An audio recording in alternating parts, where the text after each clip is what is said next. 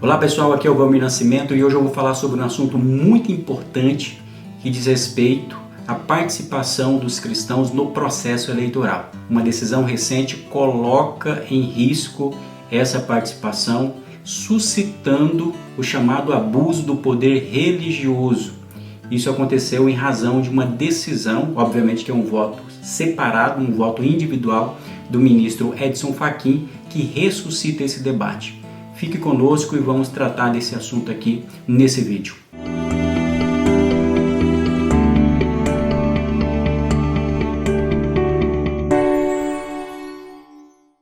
Muito bem, gente. Na semana passada, o ministro Edson Fachin, ministro do STF, mas atuando no TSE, no Tribunal Superior Eleitoral, ele deu uma decisão, é um voto individual, em um processo que tramitou na Justiça Eleitoral do estado de Goiás. Qual que era o caso?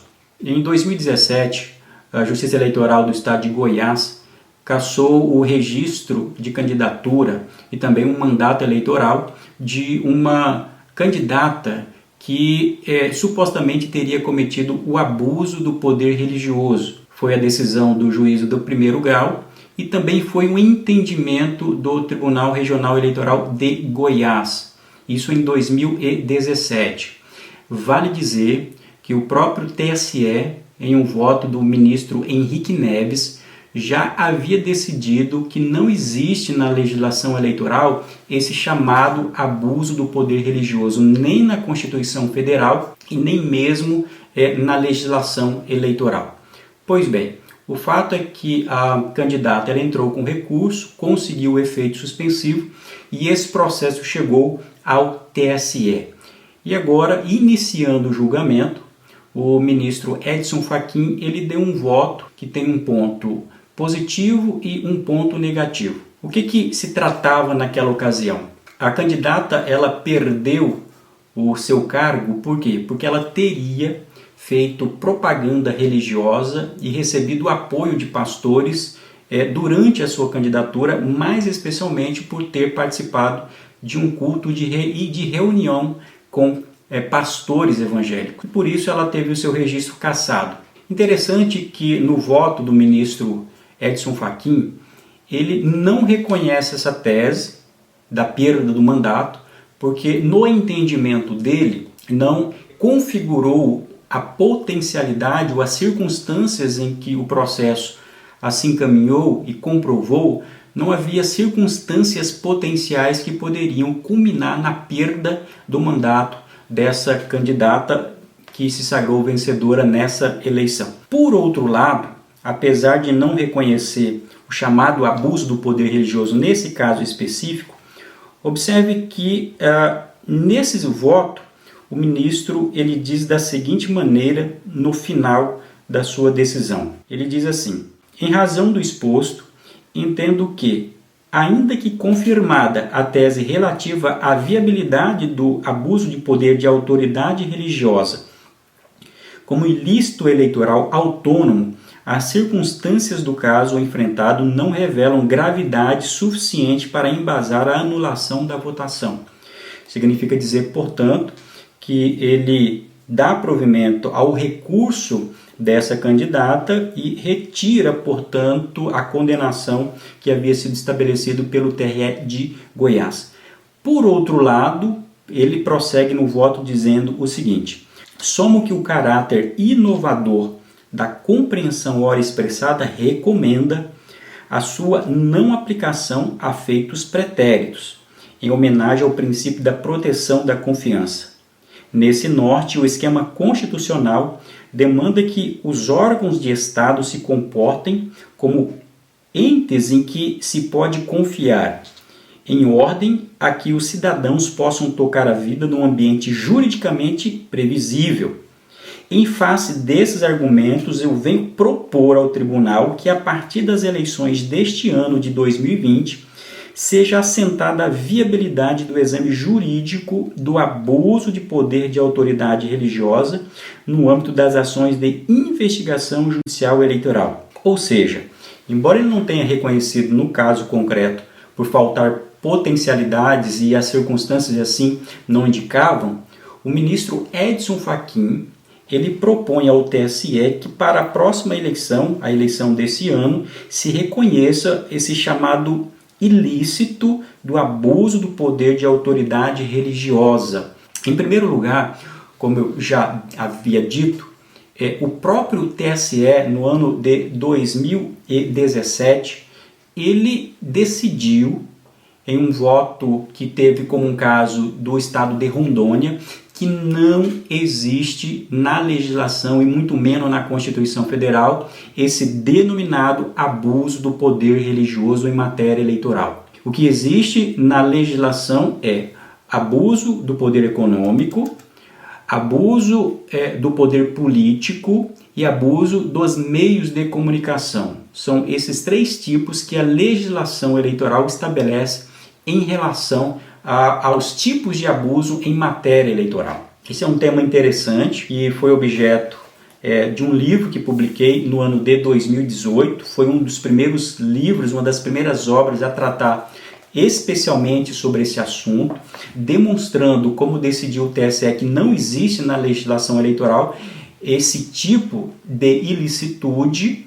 Porém, apesar do TSE ter decidido dessa maneira, nós temos percebido a existência de juristas, de autores e até mesmo de juízes e tribunais que, ao arrepio dessa decisão por parte do TSE, continuam ainda dizendo, argumentando ou declarando sobre a existência desse chamado abuso do poder religioso. Caso a decisão do ministro Edson Fachin ela venha a ser reconhecida ou seguida pelos demais membros do TSE, nós teremos um grande prejuízo e um grande risco à participação cristã no processo eleitoral. Precisamos aqui reconhecer todo o conhecimento jurídico, toda a história do ministro Fachin na sua trajetória acadêmica e também no STF, mas nesse caso em concreto é preciso dizer que a decisão dele, nesse ponto, ela se encontra equivocada, porque na verdade ela inova na legislação, ela cria um tipo de ilicitude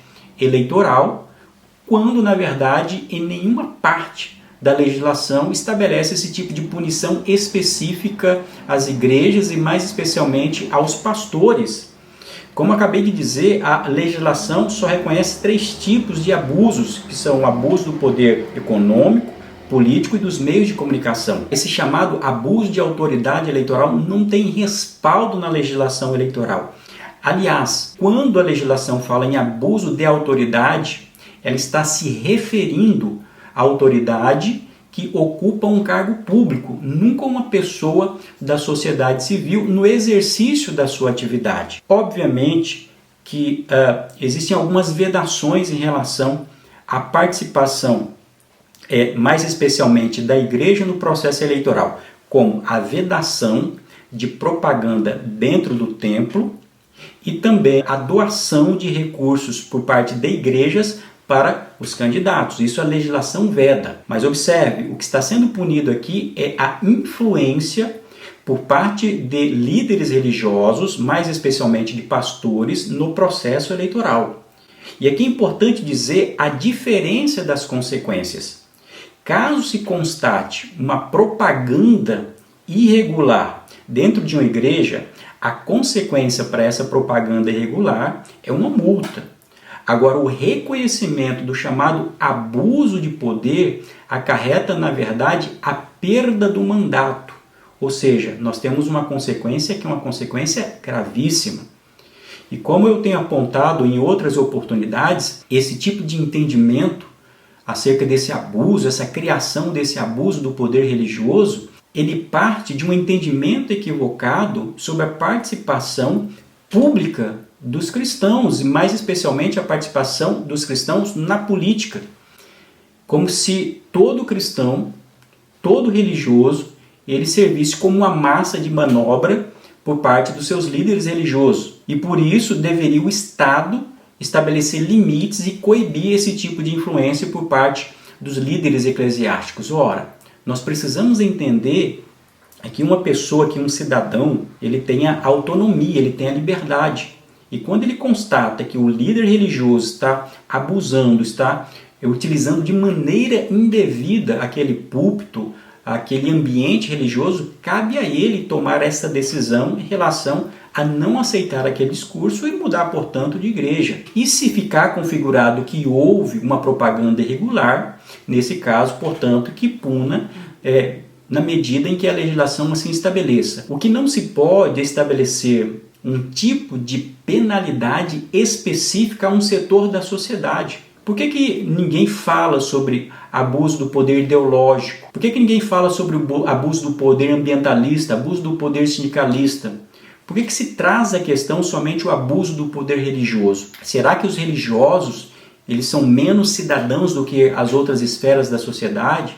Será que somente os líderes religiosos têm a capacidade e o poder e a perspectiva negativa de participar do processo eleitoral? Percebam, portanto, que essa decisão, além de ela ser equivocada do ponto de vista jurídico, ela coloca em xeque o Estado democrático de direito, na medida em que ela elege uma parcela específica da sociedade e não permite que os líderes influenciem os seus liderados e a sua comunidade a partir de valores e princípios que ele acredita. É importante dizer que o próprio Tribunal Superior Eleitoral, em decisões anteriores, não reconheceu o abuso de autoridade em relação a caciques quando influenciam a sua tribo para votar dessa ou daquela outra maneira.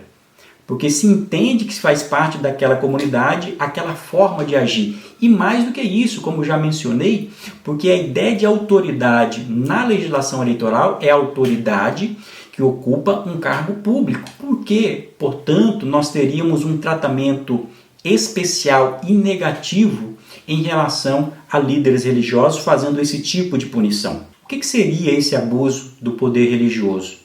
Segundo um jurista que defende essa perspectiva, abuso do poder religioso se refere à manipulação psicológica e aos danos causados pelo desvirtuamento dos ensinamentos ou doutrinas da religião perpetrada por membros da mesma fé que se consagram da posição de superioridade e autoridade que possuem sobre as pessoas geralmente mais vulneráveis emocionalmente, atos esses que podem variar intencionalmente tanto para o bem quanto para o mal. Observe aqui que esse tipo de visão, esse tipo de fundamento jurídico, na verdade não é um fundamento jurídico, é um fundamento teológico. Ao entrar na subjetividade das pessoas, na verdade, se extrapolou a esfera da juridicidade para entrar na esfera da ideologia e da própria religiosidade.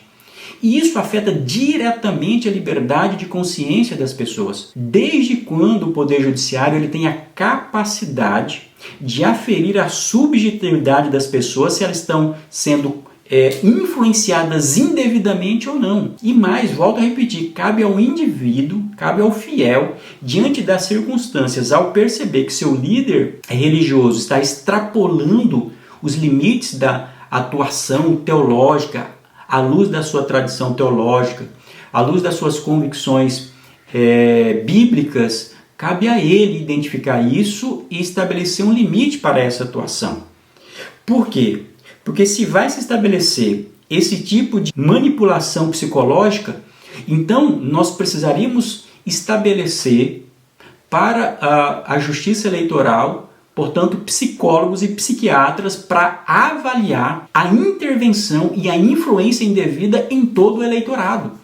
Por que se avaliaria somente essa manipulação psicológica somente por parte do eleitorado, por um segmento e mais especialmente o segmento religioso dessa sociedade? Isso acontece porque o segmento evangélico, o segmento religioso, ele toma suas decisões a partir de uma determinada perspectiva, geralmente de valores tradicionais, de valores morais conservadores.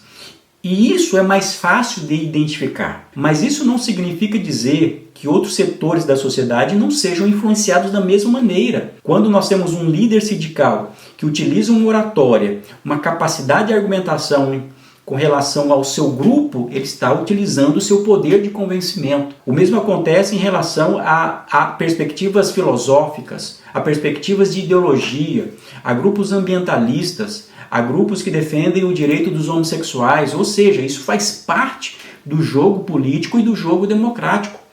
Por que haveria a criminalização da conduta de parte de líderes da sociedade e mais especialmente de uma parte da sociedade? Isso é prejudicial à própria democracia. Nós precisamos entender, e o ministro Fachin reconhece isso. Ele reconhece a legitimidade da influência e da participação das igrejas, reconhece a contribuição histórica para essa participação, com citação de livros, de obras católicas e protestantes, porém, quando chega na conclusão, ele estabelece esse tipo de entendimento. O que nós precisamos entender é que os grupos religiosos eles precisam ter os direitos sociais e, mais especialmente, os direitos políticos reconhecidos. E isso passa, notadamente, pela possibilidade de que os líderes possam influenciar os seus liderados, a sua comunidade religiosa, dentro dos limites legais. Obviamente, se ficar configurado que houve propaganda irregular dentro do templo, obviamente que deve estabelecer a devida punição. Mas a legislação eleitoral proíbe a propaganda eleitoral em templos religiosos não por conta da atividade religiosa, mas por ser um local que é acessível a qualquer pessoa da comunidade. Isso vale também para as empresas, para um supermercado, para um museu, para o cinema. Não pode ter propaganda nesses lugares. Igualmente, não pode ter propaganda eleitoral dentro de um templo religioso. O que se coíbe não é a atividade religiosa. O que se coíbe é a propaganda dentro de um local que todas as pessoas têm acesso. E nesse ponto é preciso dizer que a legislação eleitoral ela é paternalista ao extremo, tutelando em demasia o eleitor, como se o eleitor fosse uma pessoa que não tivesse capacidade crítica e capacidade de raciocínio. Portanto, esse tema foi tratado por mim nesse livro que publiquei no ano de 2018, após avaliar a influência da religião cristã no processo eleitoral nas eleições presidenciais de 2010 e 2014 e avaliei especialmente o chamado abuso do poder religioso em matéria eleitoral. O título do livro é Entre a Fé e a Política, Participação dos Evangélicos no Processo Eleitoral, Reflexões sobre Legitimidade, Abuso de Poder e Ética Cristã na Esfera Pública. Essa decisão ela é muito perigosa, porque se ela se sagrar vencedora nesse processo eleitoral, nesse processo judicial que tramita no TSE, nós teremos, portanto, o cerceamento de uma participação efetiva por parte das comunidades cristãs no ambiente do processo da disputa na próxima eleição, da eleição municipal do ano de 2020. Vale dizer que até o momento, no julgamento desse processo do TSE, está 1-1, porque o ministro Alexandre de Moraes já votou e não seguiu essa tese, e o outro ministro pediu vista do processo, está avaliando, portanto, para proferir o seu voto. O voto ele é perigoso, ele coloca em risco e traz para discussão um tema que o próprio TSE já havia discutido, já havia votado, não reconhecendo o chamado abuso do poder religioso. Nessa decisão anterior, o que o TSE disse é que a estrutura religiosa ela pode cometer abusos factualmente, através da utilização indevida do poder econômico e dos meios de comunicação. Mas aí não há se falar em abuso do poder religioso. Está se utilizando os abusos que estão previstos na legislação. E nesse caso, havendo abuso do poder econômico, abuso dos meios de comunicação, realmente é preciso que haja esse tipo de coibição.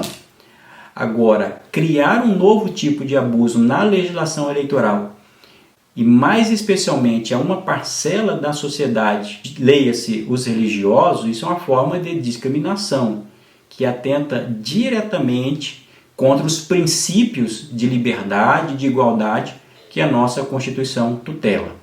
Então fica aqui o nosso alerta em relação a esse tema, chamando a atenção da comunidade jurídica e também de todos aqueles que se interessam sobre essa questão, sobre os perigos que rondam esse processo que se encontra em julgamento no TSE. Vamos acompanhar, mas sobretudo apontar os equívocos dessa decisão do ministro Edson Fachin com o devido respeito e com a devida vênia. É isso, pessoal. Faça com que esse vídeo ele seja compartilhado e outras pessoas tenham acesso a ele. Valeu e até a próxima.